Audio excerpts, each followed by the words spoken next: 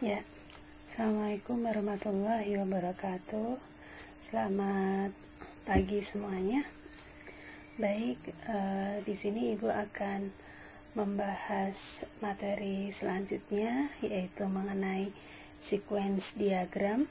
Jadi kalau sebelumnya kita sudah membahas mengenai activity diagram, use case diagram, class diagram. Nah, ini selanjutnya adalah mengenai sequence diagram. Nah, sebelum masuk ke sequence diagram, sebenarnya sequence diagram ini merupakan salah satu dari diagram interaksi atau yang disebut dengan iteration diagram. Jadi apa sih yang dimaksud dengan iteration diagram? Jadi iteration diagram itu biasanya digunakan untuk memodelkan interaksi objek ya di dalam sebuah use case.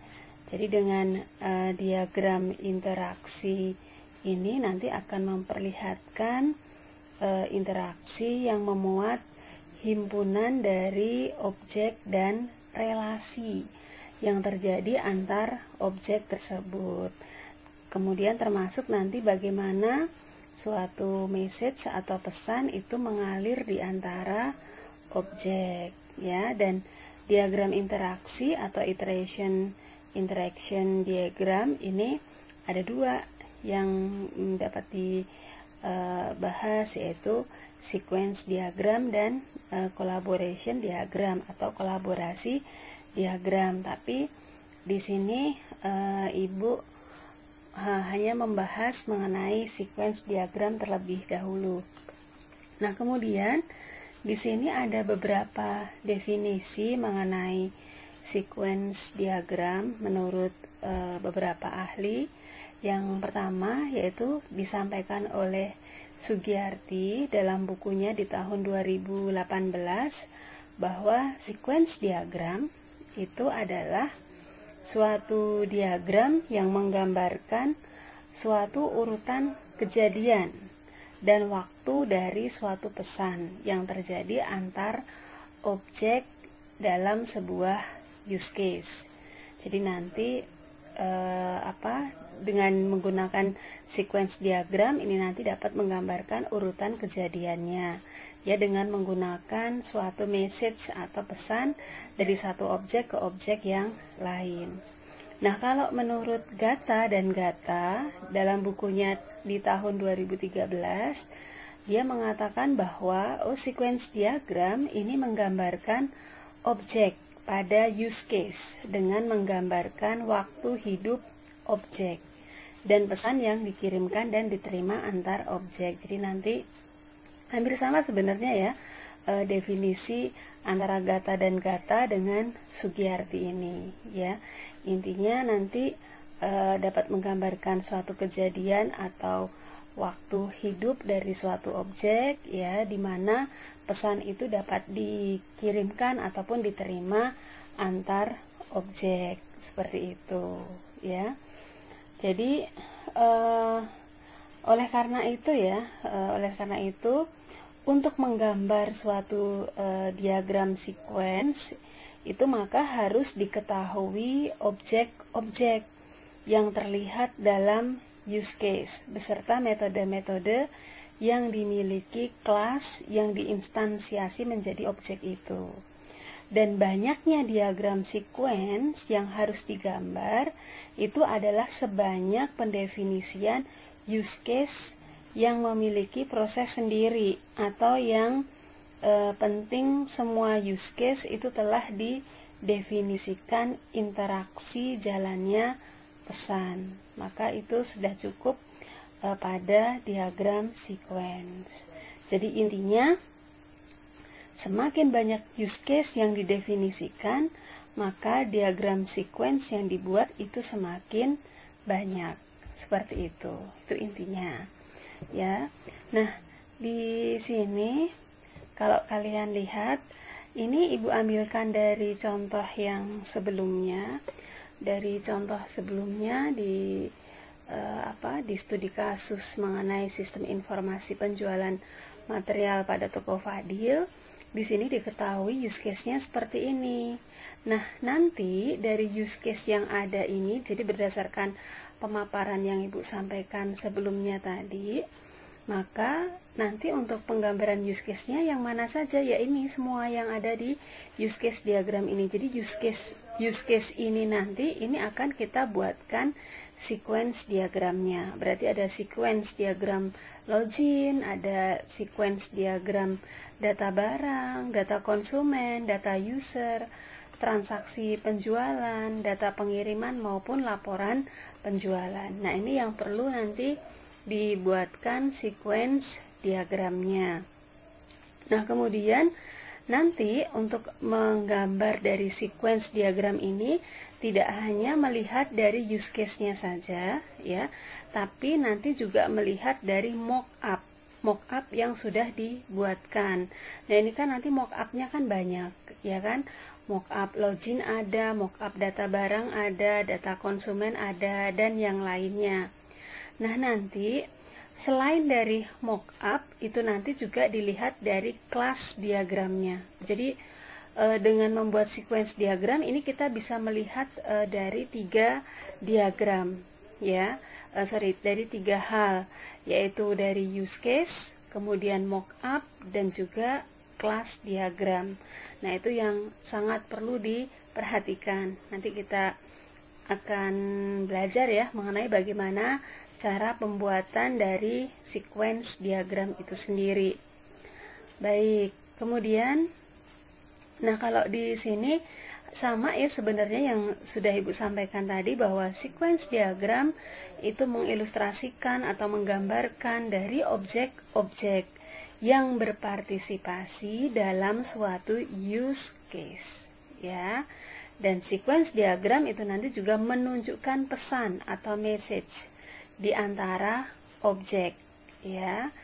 Nanti untuk suatu use case tertentu dari waktu ke waktu. Jadi nanti kita akan menggambarkan sequence diagram itu berdasarkan use case yang ada di dalam use case diagram gitu ya. Jadi berapapun sebanyak apapun use case yang ada di dalam use case diagram, yaitu nanti sequence diagram yang kita buatkan ya seharusnya sebanyak itu, sebanyak use case-nya yang sudah didefinisikan tentunya. Baik, kemudian selanjutnya adalah dalam sequence diagram ini juga ada elemen-elemen datanya. Yaitu, nah yang pertama adalah aktor ya. Dalam membuat use case diagram, Ibu sudah membahas mengenai aktor. Aktor gambarnya seperti orang, seperti ini. Kemudian nanti di bawahnya kita bisa memberikan nama aktornya. Nah, aktor di sini bisa berupa orang atau sistem yang memperoleh manfaat dari dan berada di luar sistem. Kemudian aktor di sini biasanya berpartisipasi dalam suatu urutan untuk mengirim dan atau menerima suatu pesan. Dan nanti kalau dalam digambarkan dalam use case diagram, aktor itu ditempatkan di pojok kiri atas, di bagian paling atas, tapi diletakkan di pojok kiri. Jadi di sini nanti misalkan. Jadi pertama nanti yang digambarkan adalah aktornya dulu. Ya, aktornya. Contoh misalkan seperti ini. Nah, dari use case ini kita kan bisa mengetahui ini kan ada 2 aktor. Ada aktor admin dan ada bagian penjualan. Kalau admin nanti berkaitan dengan data barang, data konsumen, data user, kemudian ada transaksi penjualan, data pengiriman, transaksi pengiriman, dan juga laporan penjualan. Jadi nanti sedangkan kalau untuk bagian penjualan itu nanti berkaitan, dia dapat melakukan transaksi penjualan, pengiriman, dan mengakses laporan penjualan. Jadi di sini ada 3 use case yang sama ya, yang bisa dilakukan oleh admin ataupun bagian penjualan. Tapi nanti kalau misalkan pada saat kalian menggambarkan dari use case yang ditransaksi ataupun laporan ini, nanti sebaiknya memilih yang bagian penjualan. Karena apa? Karena nanti yang berinteraksi langsung dengan transaksi dan pembuatan laporan itu adalah bagian penjualan. Seperti itu. Walaupun di sini admin bisa mengakses juga, tapi kan yang berperan langsung, ya, yang menjalankan secara langsung di sini adalah bagian penjualannya. Seperti itu. Kalau admin ya nanti dia digambarkan cukup dengan yang berhubungan dengan data barang, data konsumen, data user, seperti itu, ya. Oke. Nah, contohnya seperti ini. Nah, tadi ya, gambar aktor, kemudian kita berikan namanya adalah admin, ya. Oke, contoh. Kemudian berikutnya adalah elemen berikutnya adalah objek, ya. Objek itu bisa digambarkan dengan tanda seperti ini, persegi panjang seperti ini.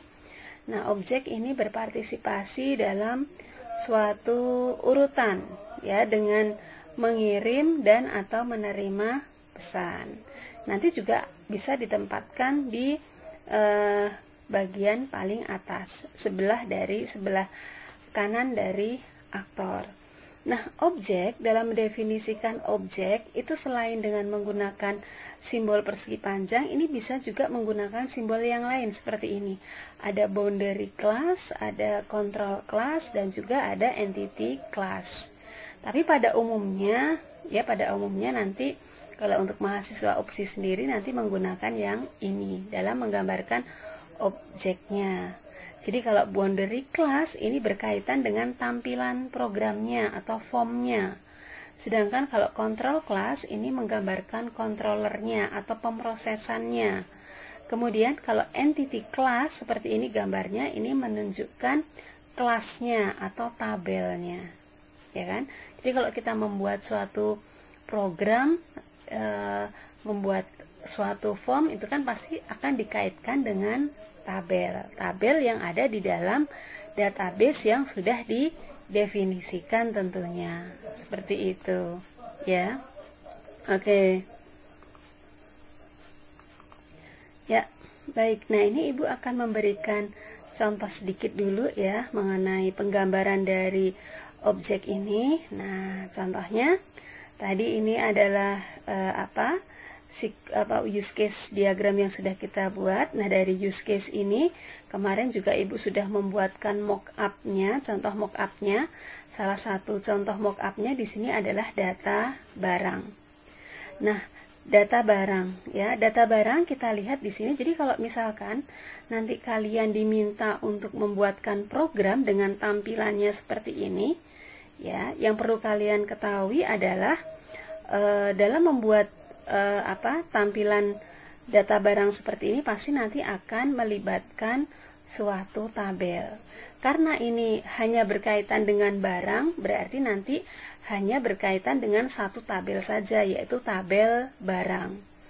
Sehingga nanti dari berdasarkan mockup ini, mockup data barang seperti ini, maka nanti kita bisa tentukan aktornya. Misalkan tadi adalah admin ya, yang di sini adalah yang berhubungan langsung dengan data barang atau mengelola data barang itu adalah admin. Kemudian nanti di sini tampilannya, tadi kan ada boundary class itu menggambarkan tampilan atau formnya. Nah, ini adalah merupakan form barang dituliskan. Kemudian controller ini sebenarnya dia merupakan yang menjembatani antara boundary class dengan entity class gitu, karena dia sebagai pemrosesnya ya. Makanya di sini dia diletakkan di tengah-tengah antara form dengan entity-nya atau tabelnya. Nah, kemudian di sini untuk entity-nya ini kenapa di sini barang? Ya karena nanti untuk membuat form barang ini kita hanya butuh tabel barang saja, seperti itu. Nanti kalau misalkan membuatkan data konsumen misalkan, kira-kira entity-nya apa? Ya kira-kira entity-nya pasti hanya melibatkan satu tabel, yaitu konsumen. Kalau user, ya nanti hanya melibatkan satu tabel, yaitu user. Nah, kalau transaksi penjualan ini kemungkinan lebih dari satu entity class. Nanti akan kita bahas.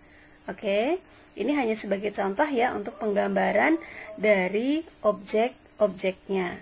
Jadi tadi aktor itu diletakkan di paling di bagian atas di pojok kiri. Kemudian nanti objek-objeknya nanti ada di sebelah kanan. Dan di sini controllernya itu di tengah-tengah antara boundary dan entity class, karena dia yang menjembatani antara boundary dan entity class, seperti itu. Oke, baik. Nah, kemudian simbol yang berikutnya atau elemen berikutnya adalah lifeline. Lifeline itu simbolnya seperti ini, berupa garis putus-putus ya, putus-putus seperti ini. Jadi ini menunjukkan kehidupan suatu objek. Jadi kalau misalkan ini masih ada garis lifeline-nya ini masih digunakan, berarti objeknya itu masih bisa berlangsung untuk digunakan. Dan nanti kalau misalkan nanti di sini diberi tanda X, maka objek tersebut tidak bisa lagi berinteraksi. Jadi biasanya X ini nanti ditaruhnya di bawah lifeline. Jadi kalau di sini lifeline-nya di sini ada simbol X-nya gitu, berarti nanti itu sudah tidak bisa digunakan. Jadi sudah berhenti sampai di situ gitu. Oke.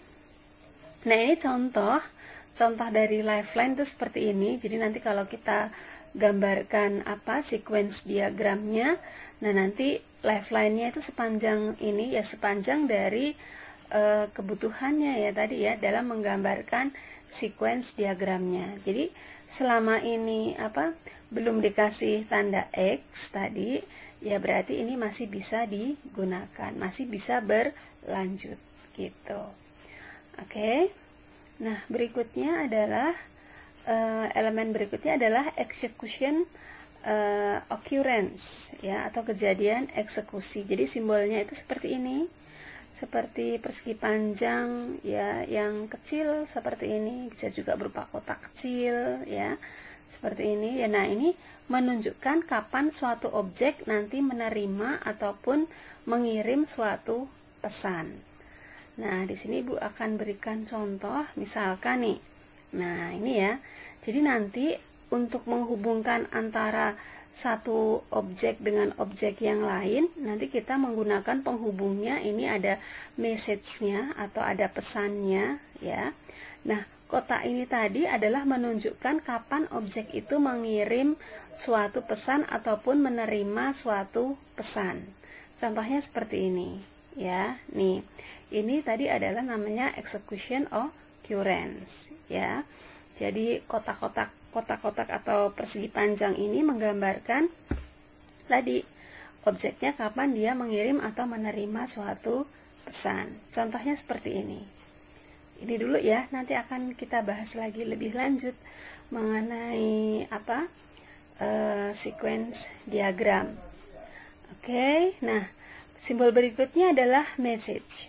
Message tadi ya, seperti ini tadi, message berupa anak panah ya, anak panah nanti yang menunjukkan arahnya nanti kemana dia mengirim pesan ataupun menerima pesan ya. Message itu menyampaikan informasi tadi ya, dari satu objek ke objek yang lain. Atau di sini juga ada return value ya. Return value ini mengembalikan suatu nilai ya, mengembalikan suatu nilai dengan menggunakan garis putus-putus di sini ya. Oke. Kemudian simbol berikutnya adalah guard condition. Nah, kalau guard condition itu simbolnya, cirinya adalah ini. Di sini ada ada kurung siku ya. Di sini ada kurung sikunya. Ini dinamakan sebagai guard condition.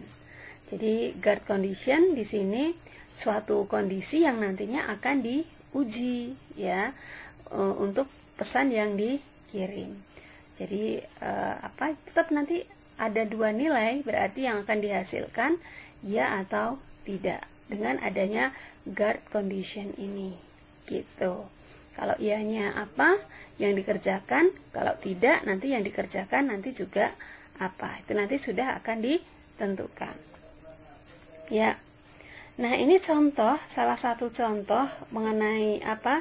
Guard condition itu seperti ini. Jadi, misalkan di sini ada tanda kurung sikunya, KD barang lebih besar dari 0, itu artinya apakah kode barangnya bernilai benar, ya, maksudnya seperti itu.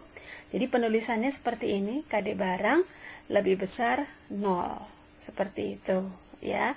Dan ini diapit dengan menggunakan guard condition. Oke.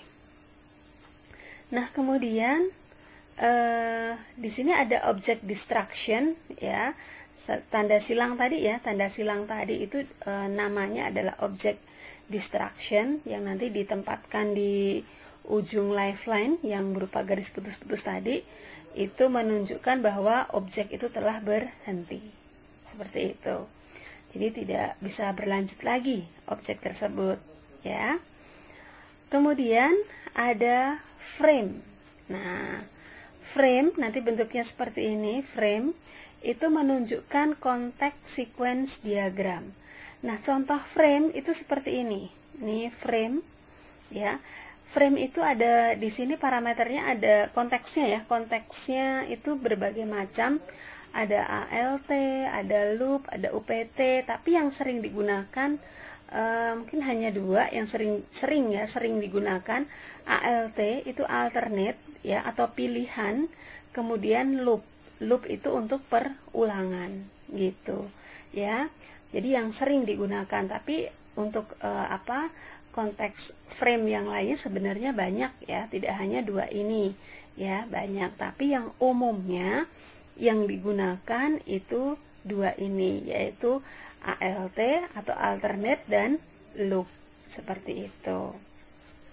Oke, ini sebagai contoh dulu ya, hanya sebagai penggambaran. Oh, ini aktor, oh ini objek, oh ini lifeline, oh ini execution occurrence, oh ini message, oh ini frame. Jadi setidaknya kalian sudah tahu, bisa membedakan mana elemen data ini, mana elemen data ini, gitu. Oke, baik, kita lanjutkan kembali pembahasannya. Jadi sebelum Ibu membahas mengenai pembuatan dari sequence diagram, di sini Ibu akan kembali mereview dulu dari contoh yang sudah pernah Ibu berikan sebelumnya, ya, yaitu mengenai perancangan sistem informasi penjualan material secara tunai pada Toko Fadil Genteng Bogor.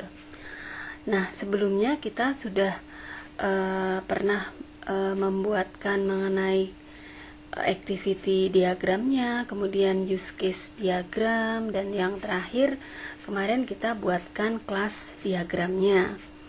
Baik, oke, jadi nanti kalau misalkan kalian riset ataupun magang, nah pada saat kalian menganalisa sebuah sistem, itu hal yang pertama yang harus kalian ketahui adalah bahwa kalian harus mengetahui mengenai proses bisnisnya atau workflow atau aliran kerja dari sistem yang akan kalian bahas.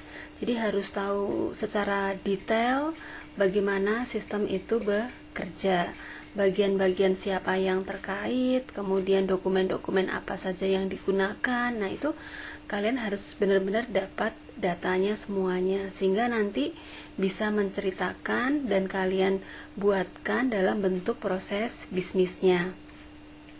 Nah, kemarin yang sudah kita buatkan di sini ya, proses bisnisnya itu ada 4, ya, mulai dari pemesanan, kemudian ada pembayaran, kemudian ada pengiriman dan pembuatan laporan. Nah, pada saat pemesanan kemarin, ya, di situ pelanggan datang dulu, kemudian menemui bagian penjualan untuk melakukan pemesanan, kemudian bagian penjualan itu nanti akan melakukan pemeriksaan terhadap barangnya, apakah barangnya itu ada atau tidak.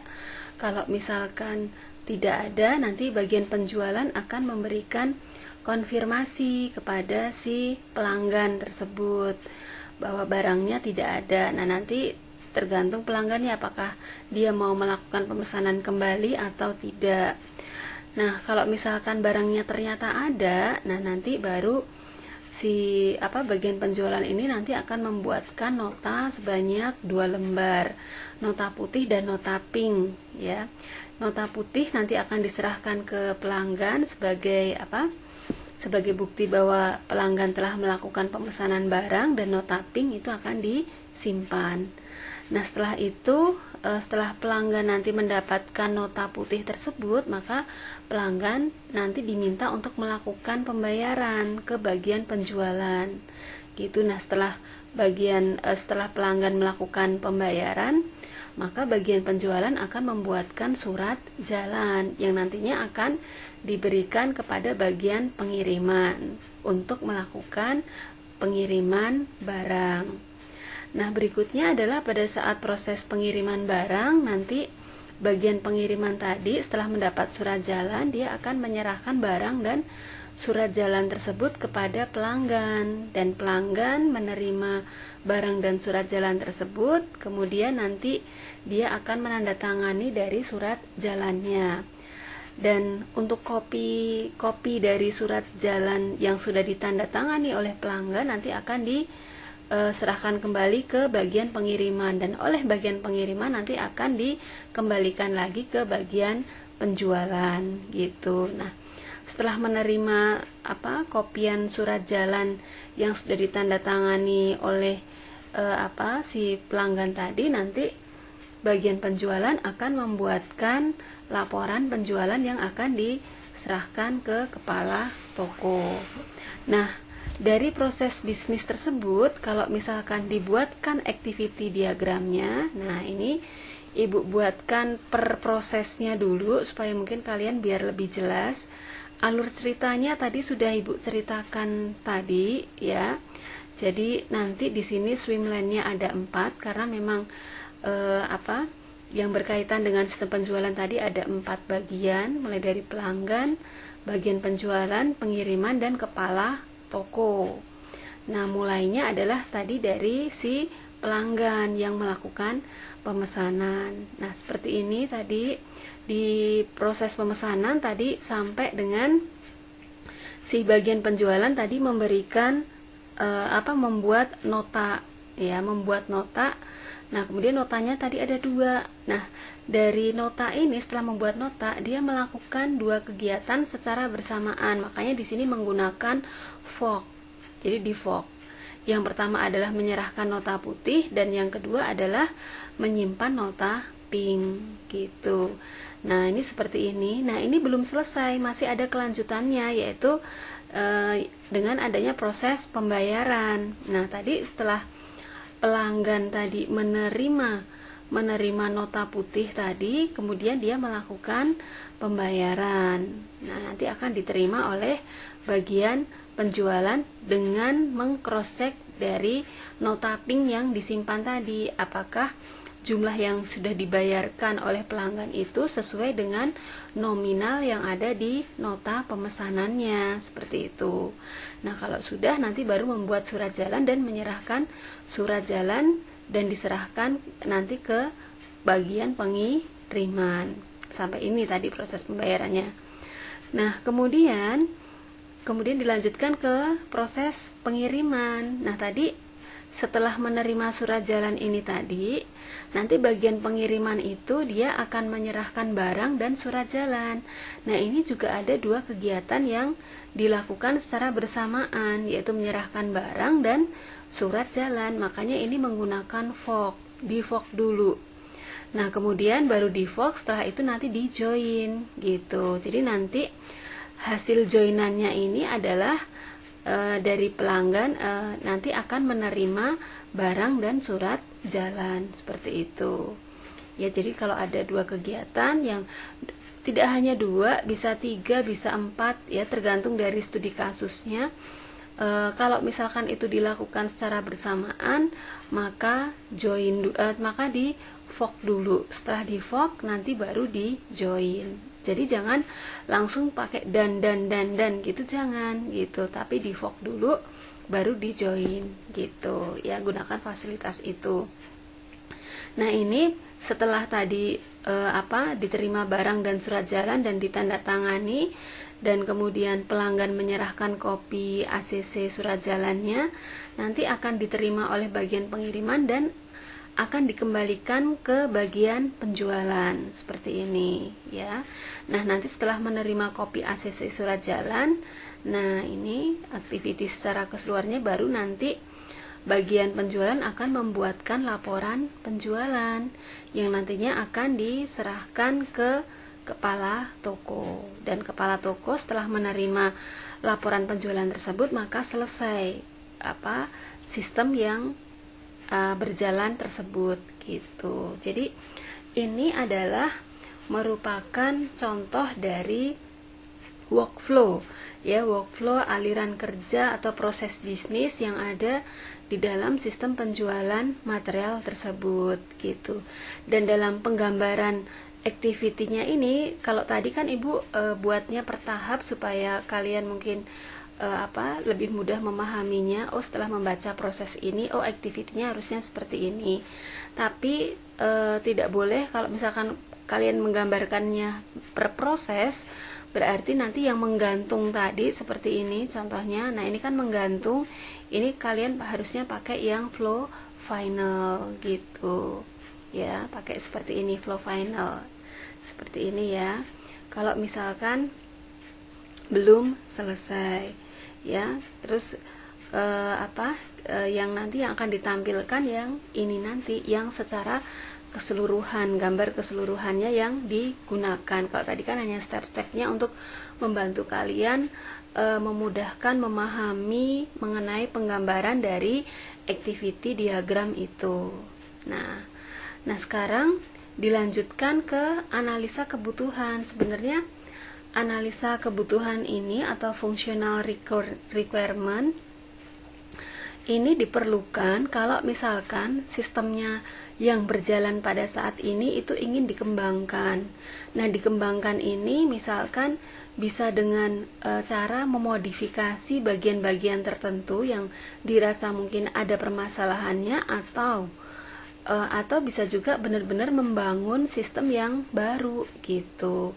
Nah, kalau misalkan dalam mengembangkan sebuah sistem, kita harus tahu dulu kebutuhan yang diperlukan untuk membuat sistem yang baru itu apa saja kebutuhannya. Jadi contoh misalkan, kalau tadi sistemnya misalkan dilakukan masih secara manual. Misalkan tadi di toko Fadil Genteng Bogor tadi, mungkin pelanggannya banyak, setiap hari mungkin transaksinya banyak. Nah, pada saat banyak pelanggan ini melakukan transaksi, ternyata mungkin sering terjadi kesalahan, misalkan kesalahan pencatatan, perhitungan gitu.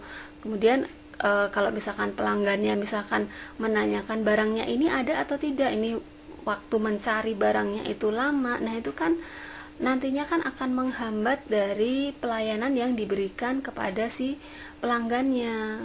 Kalau pelayanannya lama, mungkin nanti pelanggan juga akan mikir kembali apakah masih mau membeli di tempat tersebut gitu ya. Jadi, nah, untuk mengatasi masalah-masalah tersebut makanya diperlukan nantinya sistem yang baru. Salah satunya kalau kita mengusulkan suatu sistem yang baru, itu tentunya nanti akan diterapkan satu aplikasi program yang baru ya, yang digunakan untuk membantu dalam pelayanan sistemnya tersebut gitu. Contoh, kalau yang di sistem manual mencari barangnya itu misalkan masih menggunakan buku atau menggunakan kertas, jadi kan mencarinya kan lama. Nah, sekarang misalkan di sistem barunya untuk mencari data barangnya, cukup nanti bikin programnya, nanti ada form data barangnya, begitu nanti masuk ke data barang, nanti tinggal mengetikkan kodenya saja, nanti informasinya ketemu. Berarti itu kan salah satu yang dibutuhkan, yaitu untuk menyimpan data barang. Makanya di sini ada untuk mengelola data barang gitu. Kemudian data konsumen ini juga diperlukan ya, apalagi kalau misalkan banyak konsumennya yang tetap gitu. Jadi ini kan diperlukan untuk mengetahui data dari si konsumen tersebut, atau bisa juga dengan memberikan pelayanan. Kalau misalkan dia adalah pelanggan tetap, mungkin akan diberikan potongan harga, semisal seperti itu ya, supaya nanti konsumennya ini tidak lari dari toko ini misalkan ya. Jadi ini ya, jadi kenapa analisa kebutuhan ini diperlukan. Jadi seperti yang Ibu jelaskan tadi, jadi kalau di masalah sistem yang lamanya ini ada masalahnya, maka masalah-masalah itu harus dicarikan solusinya gitu. Nah, solusinya seperti apa gitu ya. Oke. Nah, nanti dari analisa kebutuhan ini nanti baru akan dibuatkan use case-nya. Nah, ini seperti ini use case-nya.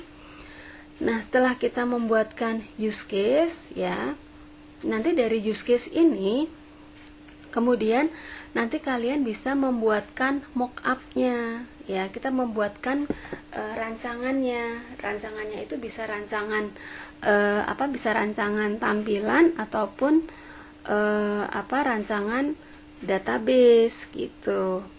Yang pertama, kalau untuk mock-up-nya ya berarti semuanya, mulai dari barang, konsumen, user, kemudian penjualan, pengiriman, laporan penjualan, login, ini perlu kita buatkan mock-up-nya gitu ya. Nah, nanti mock-up-nya contohnya seperti ini, login, terus nanti ini ada barang, konsumen, user, kemudian ada transaksi penjualan, kemudian surat jalan, kemudian kalau untuk laporannya belum Ibu tambahkan ya di sini, tapi itu perlu juga dibuatkan mock-up-nya. Nah, dari pembuatan mock-up tadi ya, sebenarnya nanti akan memudahkan dalam pembuatan kelas diagram gitu.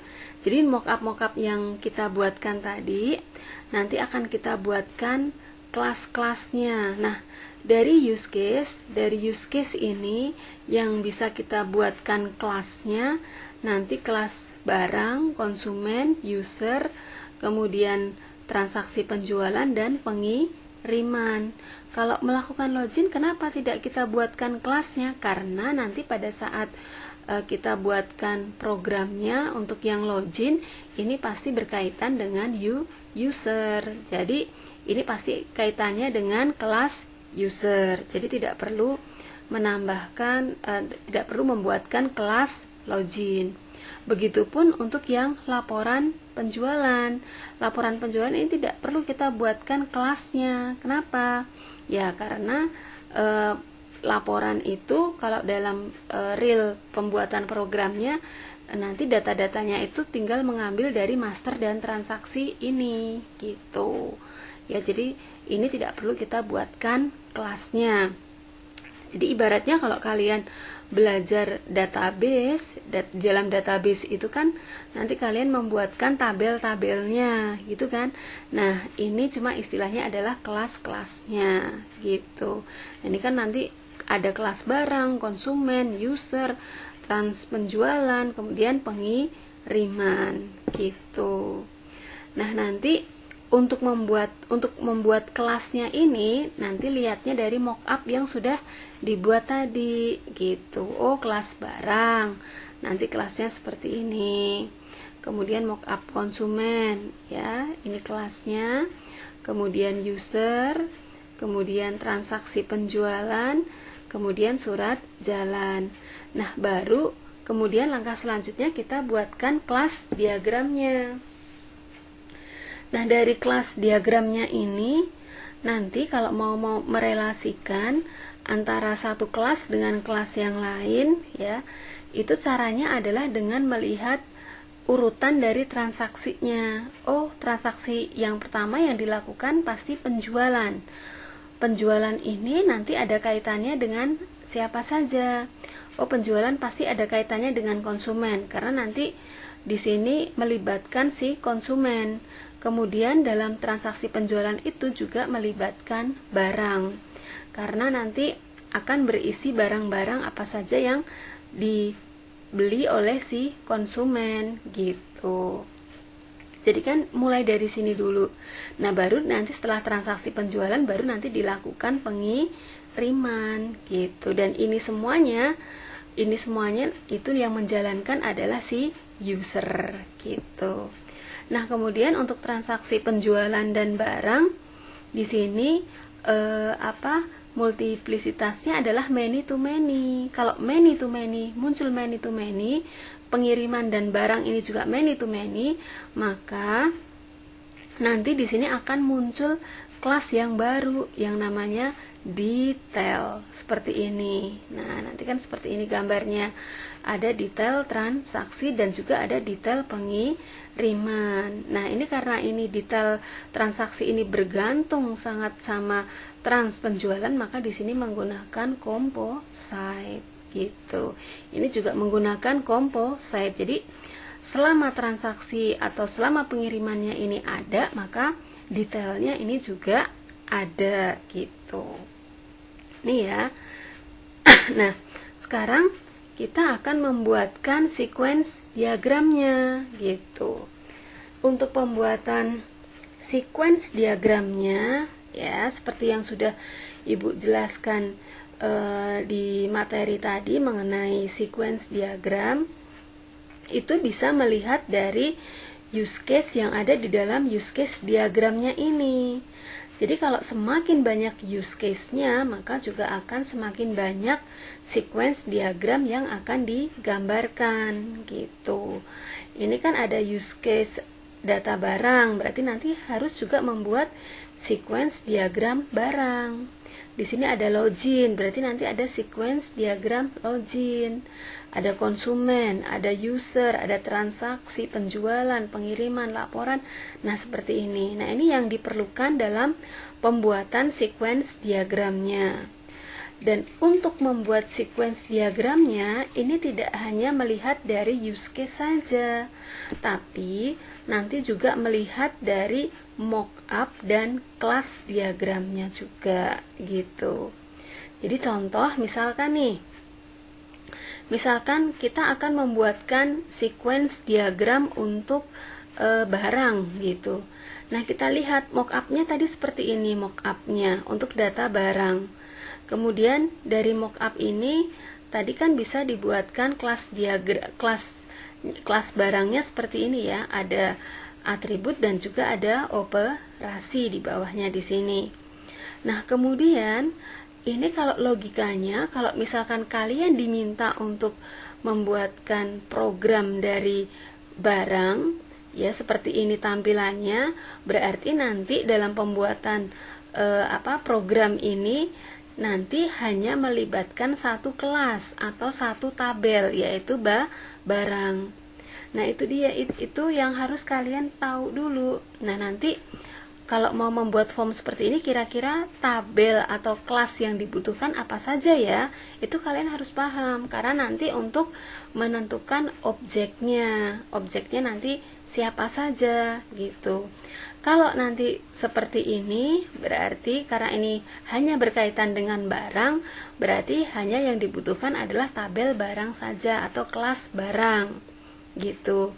Dan berikutnya setelah bisa menentukan entitasnya atau tabel atau kelasnya, berikutnya harus tahu dulu nanti alur, misalkan ini kalau di run alur dari program barang ini nanti seperti apa.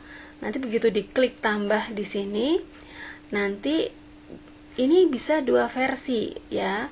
Versi yang pertama, misalkan nih, begitu diklik tambah nanti otomatis kode barangnya muncul di sini. Kalau seperti itu, kalau sudah otomatis kode barangnya muncul, berarti ini tidak perlu ada validasi gitu. Maka nama barang, harga, dan stok tinggal input. Kalau sudah nanti mau disimpan atau mau batal, seperti itu. Kemudian untuk versi yang kedua misalkan ya, begitu diklik tambah, nah ini akan kursornya akan menuju ke kode barang. Nah, kode barangnya ini tidak tampil otomatis tapi minta diinput datanya. Misalkan KD001 misalkan seperti itu. Nah, kalau misalkan diinput ya, kalau di sini kodenya adalah diinput, maka harus ada validasinya. Maksudnya apa? Supaya untuk menghindari adanya duplikasi data gitu. Makanya di sini harus divalidasi gitu. Apakah kode barang yang diinputkan tadi itu sudah ada atau belum gitu. Kalau misalkan belum ada, ya berarti nanti tinggal menginputkan nama barang, harga, dan stok gitu. Tapi kalau misalkan sudah ada, ya berarti nanti akan muncul pesan, oh bahwa kode barangnya ini sudah ada, begitu ya. Nah, kalau sudah mengetahui alurnya seperti itu ya, baru kita buatkan sequence diagramnya. Contohnya seperti ini sekuennya. Oke, kita lihat. Nah, nih. Nah, yang pertama tadi kan untuk sequence untuk data barang tadi, ini yang pertama Ibu tanpa validasi, yang versi pertama di mana tadi kode barang tampil otomatis ya. Jadi yang pertama kalian harus bisa menentukan ini dulu. Aktornya siapa? Kemudian kalau di sini kan boundary class itu menunjukkan formnya. Berarti yang mau dibahas apa? Oh, form barang. Kemudian di sini ada controllernya ya. Ini sebagai tempat pemrosesannya atau listing programnya itu ada di sini nantinya. Kemudian kalau ini adalah entitas. Ini adalah entitas kelasnya, ini sebagai tabelnya. Jadi misalkan untuk membuat form barang tadi butuh tabel apa? Oh, butuh tabel barang. Misalkan seperti itu. Tadi ya, yang digunakan hanya tabel barang saja. Dan controller ini karena dia berupa listing programnya, makanya dia yang menjembatani antara barang dengan form barang, antara di sini adalah merupakan view dan ini adalah model. Tadi ya ada metode MVC, model view control ya. Modelnya adalah barang, view-nya adalah form, kontrolnya ini controller. Itu ya. Oke, kemudian nanti prosesnya pertama kan tadi si admin nanti akan membuka form dulu, kemudian nanti di sini akan tampil form, show form. Berarti nanti akan tampil form barang. Nah, begitu tampil form barang, tadi nanti yang akan dibahas di sini adalah yang tambah ya. Begitu tambah nanti di sini display kode barang. Artinya kode barangnya tampil otomatis. Berarti kalau kode barangnya ini tampil otomatis ya, berarti nanti tinggal menginputkan nama barang, harga, dan stok. Nah, di sini pada saat input data barang, nama barang, di sini ada get, di sini ada set. Tadi sudah Ibu jelaskan kenapa untuk penggunaan get dan untuk penggunaan set. Seperti itu ya. Jadi kalau misalkan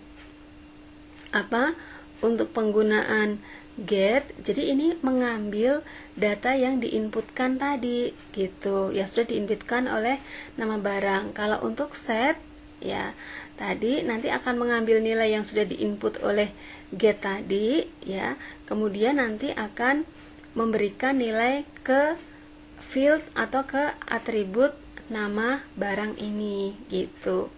Makanya pada saat pemrosesan nanti di sini menggunakan get, tapi pada saat disimpan di tabel ini menggunakan set ya, karena ini memberikan nilai ke dalam variabel nama barangnya itu tadi ya, atau bisa juga sebenarnya untuk menampilkan isi dari variabelnya tersebut bisa untuk penggunaan fungsi set. Oke ya, begitu untuk harga juga sama. Di sini juga ada input harga, kemudian di sini get harga, baru set harga ya. Di sini untuk input stok ini get stok, kemudian set stok ya. Get, jadi get itu hanya mengambil nilai yang diinputkan melalui form tadi. Kalau di sini nanti memberikan nilai ya, memberikan nilai ke dalam suatu atribut gitu ya. Nah, kalau sudah sampai input stok tinggal disimpan atau batal. Tinggal penggambarannya seperti ini gitu. Dan kemudian nanti di sini untuk ubah, hapus, cari, keluar tinggal dipanggil saja. Jadi tidak perlu kalian jelaskan secara detail lagi. Cukup seperti ini. Jadi yang dibahas adalah yang tombol tambahnya saja gitu ya, karena kalau ini akan dibahas itu akan banyak sekali dan nggak cukup gitu ya. Nah, itu kalau misalkan kondisinya adalah untuk sequence data barang yang tanpa validasi. Nah, sekarang kalau yang menggunakan validasi bagaimana? Nah, ini kalau yang menggunakan validasi, kalian lihat perbedaannya ya dengan yang tanpa validasi tadi. Begitu tadi admin buka form, terus tampil formnya, kemudian admin input kode barang. Nah, input kode barang, kemudian tadi dia mengirimkan datanya ya, mengambil data tadi yang diinput, kemudian nanti akan nilainya akan diberikan ke tabel tersebut ya, di atribut kode barang. Nah, pada saat ini itu nanti akan terjadi proses kondisi di sini. Ada kondisi nantinya di sini. Kita menggunakan frame nanti ini. Jadi di sini KD barang lebih besar 0 ya. Itu artinya adalah apakah kode barangnya itu ada gitu. Kalau misalkan iya, maka nanti akan tampil pesan, oh kode barangnya sudah ada gitu ya. Tapi kalau else, kalau tidak ada, berarti tadi ya data-datanya ini nanti akan diambil, kemudian nanti akan diberikan ke atribut kode barang. Jadi di sini menggunakan frame ALT, alternate itu pilihan. Kalau pilihan pasti ada ya, ada tidak, seperti itu. Jadi yang membedakan ini ada proses validasinya di sini, validasinya ya. Beda dengan yang sebelumnya, langsung input saja. Kalau ini ada validasinya. Nah, kemudian berikutnya sama, yaitu tinggal input nama barang, harga, dan stok. Kemudian apakah mau disimpan, apakah mau batal, kemudian apakah mau melakukan ubah, hapus, cari, keluar, seperti itu. Ini ya, contoh dari sequence barang untuk yang tanpa validasi ataupun dengan menggunakan validasi, seperti itu. Oke, baik. Nah, seperti ini. Kemudian Ibu berikan satu contoh lagi ya. Kalau tadi berkaitan dengan data barang, berarti nanti kalau untuk membuat sequence diagram untuk data konsumen, data user, itu pada dasarnya nanti hampir mirip dengan yang ada di data barang, seperti itu ya. Jadi hampir sama ya pembuatan sequence diagramnya. Nah, berikutnya adalah misalkan ibu ambil transaksi. Nah, ini yang mungkin agak perlu diperhatikan nih ya. Nah, untuk membuat transaksi ini ya, kalian harus bisa menentukan dulu nanti entity kelasnya nanti siapa saja, atau tabel yang digunakan untuk membuat program dari transaksi penjualan ini membutuhkan tabelnya apa saja gitu. kalau dilihat dari tampilannya ini, maka kita bisa menentukan, oh ini ada kaitannya dengan konsumen, oh ini ada kaitannya dengan barang, ini ada kaitannya juga dengan transaksi. Oke, berarti minimal nanti kan ada konsumen, ada barang, ada transaksi. Nah, kemudian kita lihat di kelas diagramnya. Nah, di kelas diagramnya di bentuk terakhir tadi, nah ini yang akan kita bahas kan transaksi penjualan. Ini sebenarnya kaitannya dengan siapa saja.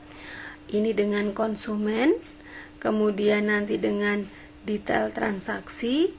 Nah, detail transaksi nanti itu ada kaitannya juga dengan barang.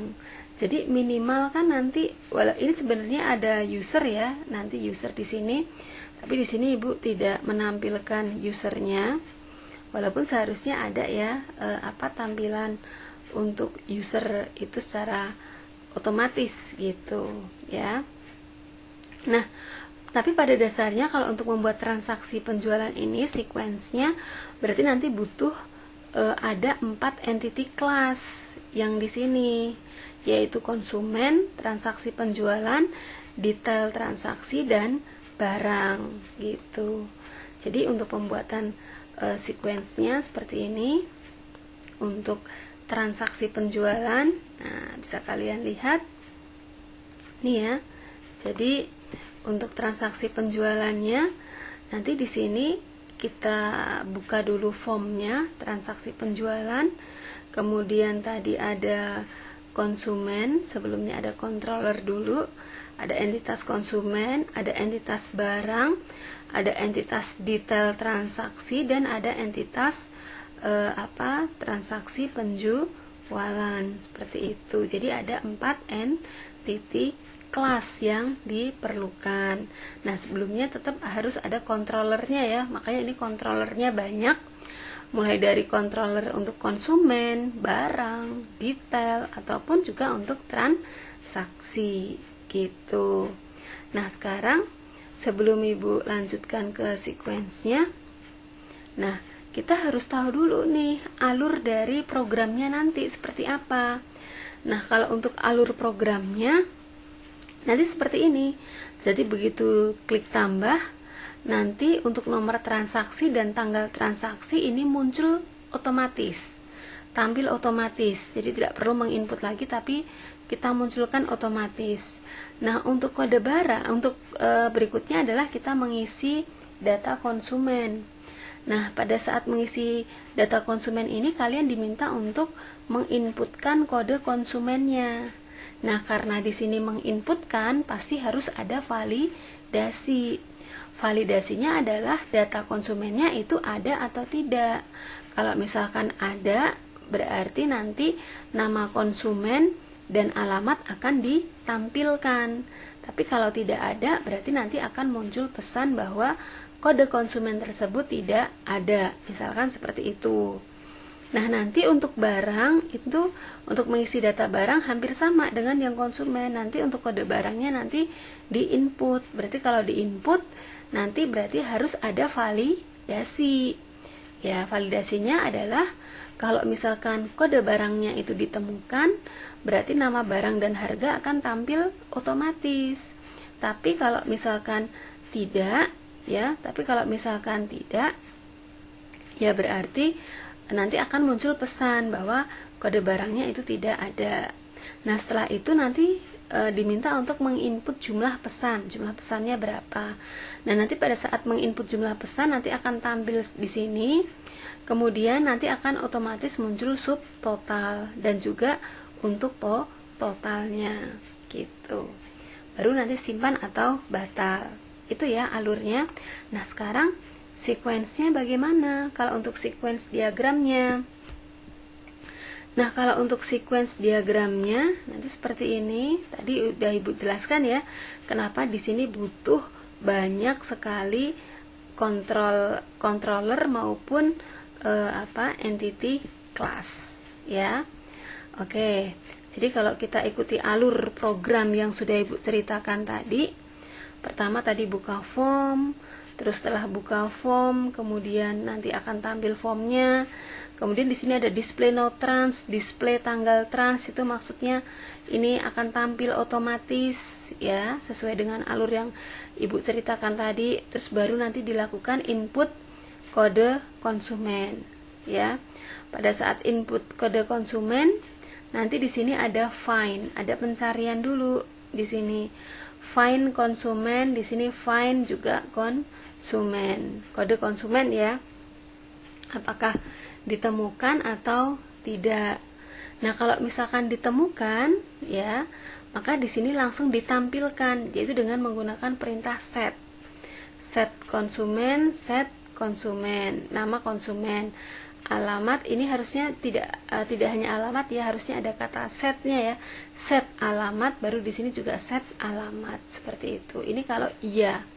Kalau tidak, berarti nanti di sini kode konsumennya itu tidak ditemukan, seperti itu. Ini untuk validasinya. Nah, berikutnya adalah untuk input kode barang. Nih, input kode barang. Di sini ada find kode barang, di sini juga ada find kode barang. Jadi kita ke pemrosesannya dulu, ke controller barang dulu, baru ke entity barang, seperti itu ya prosesnya. Jadi di pengolahannya dulu, baru dilihat di tabelnya. Sama kalau misalkan kode barangnya ini nanti ada, berarti nanti akan ditampilkan nama barang dan harga. Jadi di sini nanti kan ini formnya. Jadi di formnya nanti akan tampil nama barang dan harga otomatis. Kalau tidak ada bagaimana? Ya nanti akan tampil pesan, misalkan data barang tidak ditemukan. Seperti itu. Pertama mengerjakan ini dulu. Nah, kalau sudah, tadi kan input jumlah pesan.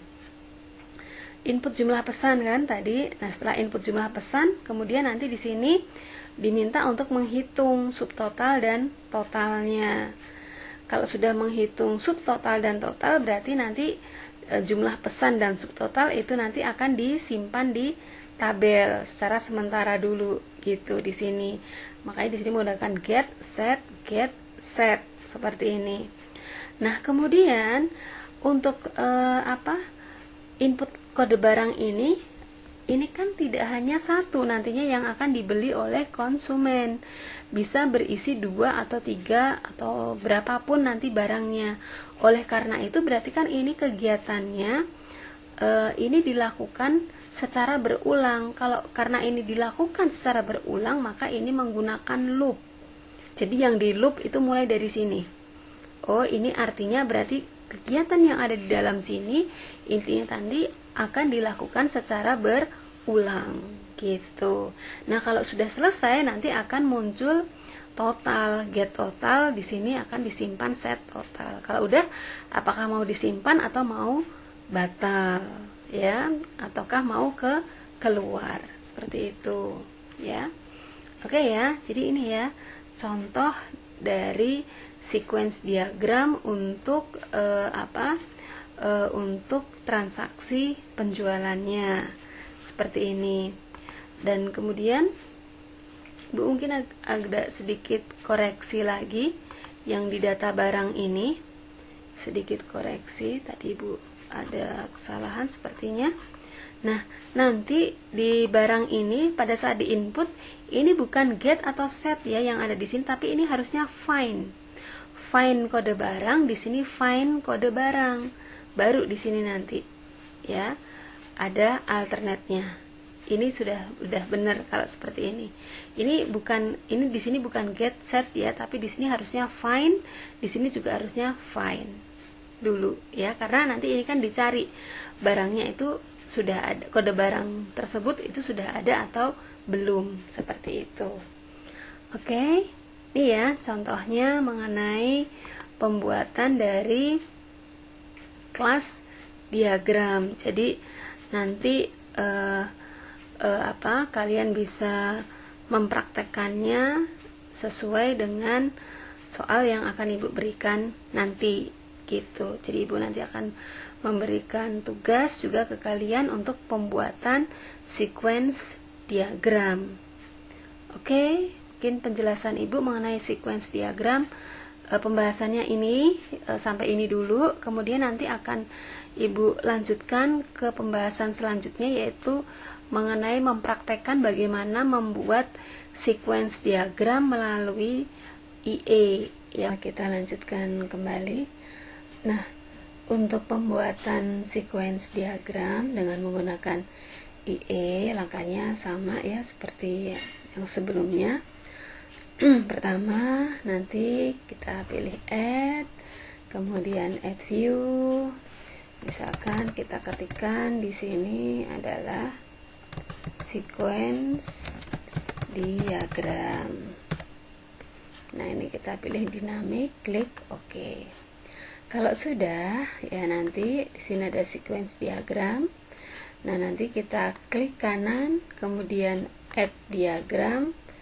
Misalkan nama diagramnya apa? Misalkan nama diagramnya adalah sistem informasi penjualan material, misalkan seperti ini. Kemudian pilih yang UML behavior, nanti kemudian pilih yang sequence, klik OK. Nah, oke. Ibu akan memberikan contoh untuk pembuatan sequence diagram yang data barang tadi ya. Oke. Kita pilih aktornya dulu.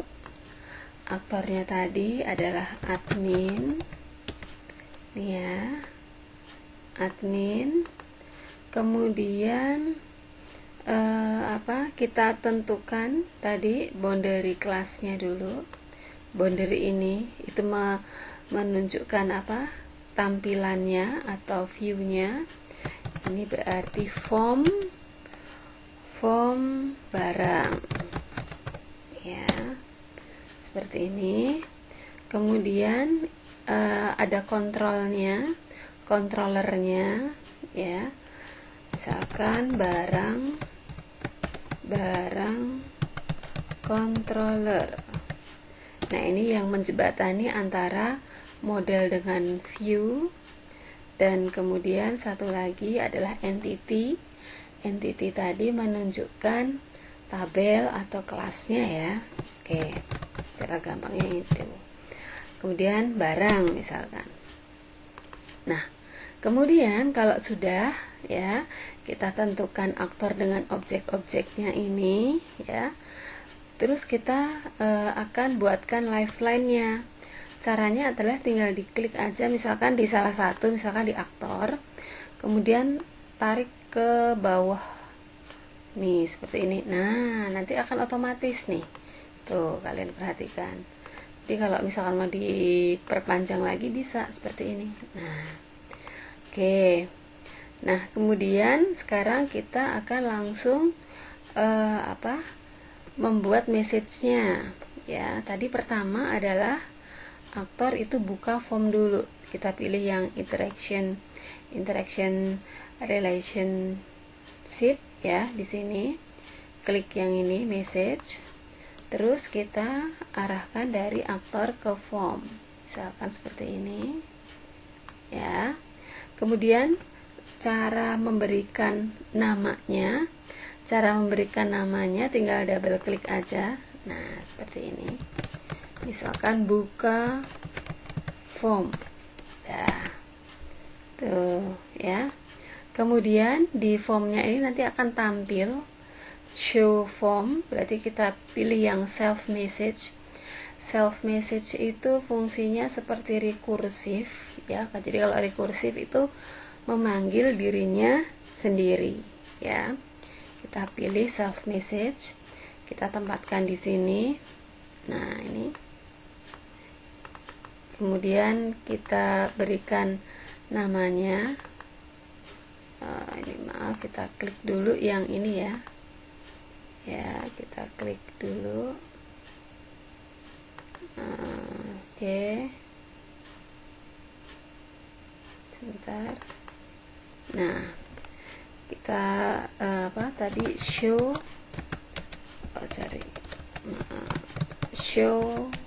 form. Nih, seperti itu. Terus ini kita bisa pindahkan tulisannya ke atas. Kalau mau dipindahkan ke atas tuh bisa digeser lagi ke atas. Nah, ini ya. Terus kemudian tadi admin input kode barang. Misalkan kita kode barang. Nah, ini kita tuliskan saja input KD barang. Nah, pemanggilan dari field atau atributnya ini penamaannya harus sama seperti yang sudah didefinisikan di dalam pembuatan kelas diagram. Oke, itu ya, jangan sampai lupa ya. Input KD barang ya. Kemudian kita find dulu di prosesnya. Di sini ada find kode barang ya, kemudian melalui proses dulu, ini tidak bisa langsung ya. Kemudian di sini barang, ini juga find kode barang. Oke, seperti ini ya. Oke, kemudian berikutnya adalah ya, tadi kan ada pengujian suatu kondisinya dulu. Kalau misalkan barangnya ada bagaimana, kalau tidak ada bagaimana. Nah, ini kita menggunakan fragmen. Ini ada fragmen. Di sini kita pilih fragmennya. Nah, kemudian nanti tuliskan di sini kondisinya. Tadi apakah barang ada? Berarti apakah kode barang lebih besar dari 0. Klik OK. Nah, terus do you wish to save this change? Yes. Nah, seperti ini ya. Oke, jadi seperti ini. Kita tarik dulu ke atas, misalkan seperti ini. Nah, ini kan nanti sampai ke sini kita tarik karena melibatkan entitas barang ya. Oke. Nah, kemudian tadi nanti otomatis ya, ini tadi ya, apakah kode barang lebih besar dari 0, apakah kode barang itu ada, otomatis. Kalau misalkan tadi ada ya, barangnya itu ada, nanti akan tampil message bahwa oh, kode barang sudah ada. Berarti kita tinggal klik ini aja, message-nya nih tuh, kita tuliskan, tampil misalkan kode barang sudah ada. Kalau ini kan hanya tampilan, kalau hanya tampilan kode barang ya. Kalau hanya tampilan, maka penulisan kode barang aja nggak apa-apa dibikin seperti ini ya, kan ini message atau pesan. Nah, seperti itu.